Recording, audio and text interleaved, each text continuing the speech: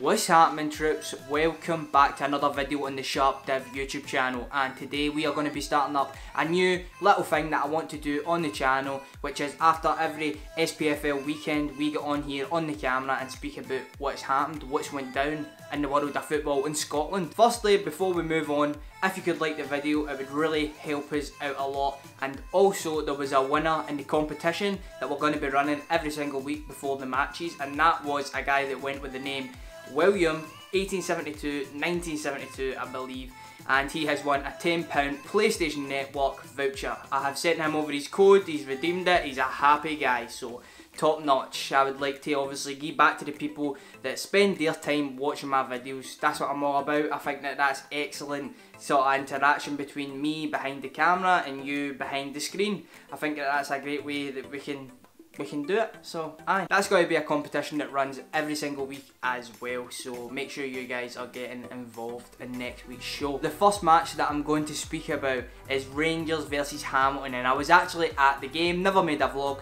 I took a few clips, but I was just more there to enjoy the occasion, and wow, I'm actually gutted that I didn't go with the intention of making a video, because that would have made for a cracker. 5-3 to Rangers, 4-2 in the first 34 minutes.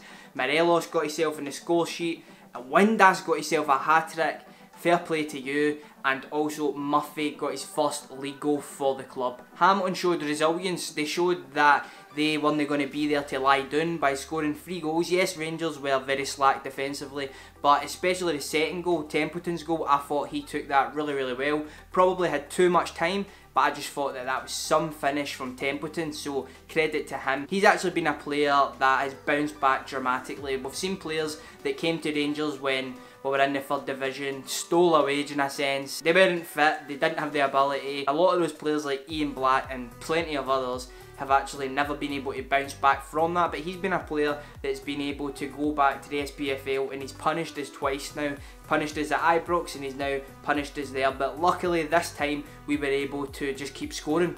It was just like bang, bang, bang, bang, bang. One of those ones when you're at the match you just get sick of cheering. It's like yay! Yay! Yes! But couldn't ask for a better away game in terms of entertainment, and that game was on the telly in a weekend in which Ross County versus Hearts was also on the TV. I think that that one was a much more entertaining, value for money game. The next most influential game of the weekend, I would say, was Hibs and Aberdeen. Probably the best game of the weekend in terms of ability and teams coming together, but it was a dominant performance from Hibs. Embarrassingly, actually took Aberdeen to beat Hibs. I just thought from previous results that they would be able to go there and get a result, even though Hibs have been on amazing form, but no. Hibs just completely dominated them. They just penned them in, and then they punished them with 2 goals. So fair play to Hibs. I never thought that Hibs had it in them to get up for that game. I knew that they always get up for obviously the Celtic and the Rangers games, but to get up for the Aberdeen game as well shows that they are developing a wee bit of consistency, and it's worrying for myself being a Rangers fan. But we'll see how they develop and how they do going forward. Can they turn the recent form into more wins and more wins when they're playing against weaker opposition? And Aberdeen, what is going on with Aberdeen? Aberdeen were supposed to be this team that a couple of years ago were challenging Celtic, and last year convincingly finishing 2nd, but this year in the big games they have been non-existent. 2 wins from 8. 2 of those games coming against Hibs, and yeah, what's happened to his Aberdeen? He's just not able to do it in the big games. Is it the manager Derek McInnes's tactics in these games, because he tends to leave out the biggest players, the most attacking type players in these matches, or is he just tactically inept when he's playing against like better teams and better managers? I don't know. You tell me if you're an Aberdeen fan what the problem is and how you could resolve it to hopefully finish 2nd for yous. Well, I'm saying hopefully, but obviously I want Rangers to finish as high as possible. I don't want Aberdeen to be anywhere near us, and with the form of the teams currently, I don't see them finishing 2nd or 3rd. So let's go into another match that I watched, and that was Hearts versus Ross County. I touched on this a wee bit earlier, and you know, something that was absolutely hilarious for me. Kyle Lafferty scored a free kick. Fine free kick. He also done one against Rangers, which was even better. but the SPFL uploaded a video to their YouTube channel in which the caption said, "Free kick specialist Kyle Lafferty." And I just found that absolutely hilarious. Kyle Lafferty, free kick specialist. What is the world coming to? But fair play to the big man actually. He scored 9 goals this season. He scored a couple of free kicks. So now apparently he's the next Juninho. Very lacking in quality, the full game from both sides. Ross County were actually coming off a 4-1 victory versus Dundee, which a lot never actually seen them doing. And they managed to get themselves a goal through Naismith, former St Mirren player. He's like a big guy for a right back. He looks more like a centre half.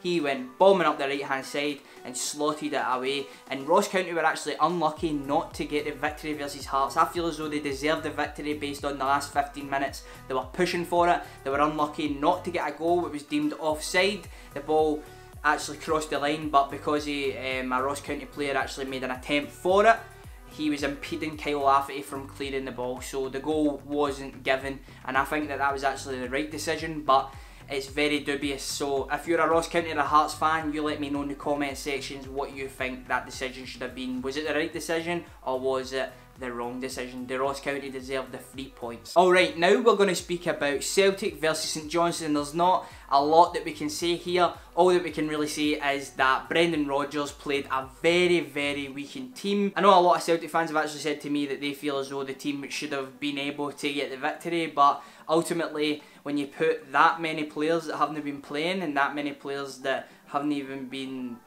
like featuring at all really, like coming off the bench or nothing, then you're needing 7 or 8 of them to have a good game, and they never really did, or else they would have beat an average St Johnstone side. Celtic have obviously got Zenit again the last 32 of the Europa League, so that's probably the reason why Rodgers thought that he would put out a weakened team, a team that he probably thought could get the victory, but ultimately they didn't, and now Rangers are 9 points behind Celtic. On to the second last match of the weekend, and that is Dundee versus Partick Thistle. Partick Thistle were playing at home, and I actually picked Partick Thistle to get the win versus Dundee, but Dundee fought back and they managed to get themselves 2 goals in the last 10 minutes in the form of Simon Murray, the wee ginger guy.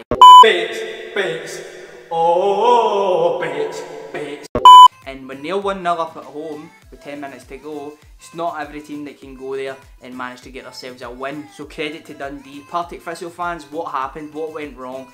Let me know again in the comments below. Okay, on to the final game that we're going to speak about, and that is Motherwell versus Kilmarnock. Motherwell have managed to fight themselves out of this slump that they were in, and they're doing a lot better now, but Kilmarnock, since Steve Clarke has came in, have been a revitalised team, an exceptional team. They've managed to beat Celtic, they've managed to beat Rangers, and they've been doing absolutely exceptional. And this game was no different. A long ranger into the bottom left-hand corner of the goal was enough to seal the victory for Killie. It's so surprising for me, but it's not at the same time. Surprising in the sense that at the start of the season you would not have expected Killie to make a revival from this, but it's not surprising in the sense that they have brought in Steve Clarke, an exceptional manager in my opinion, a man who did really well at West Brom, a man who's worked under Jose Mourinho at Chelsea, and he has shown that experience, and he's bringing in amazing players. I mean, it's great obviously that he's worked down south and he's got all these networks and he's able to bring in guys like Malumbu. Malumbu versus Rangers was phenomenal. Malumbu versus Celtic was phenomenal. I'll come up with a name and post for this series, and then going forward we can do this after every weekend, and hopefully we can have more fans of football, of Scottish football on the channel, and just fans overall, just football fans really, coming onto the SharpDiv channel, subscribing, liking the videos, and we can just continue to just develop this community that we're building together. So if you've enjoyed the video, as I says, hit the like button, subscribe if you're new. I'm going to be putting out consistent content as regularly as possible, but yeah, I'm out.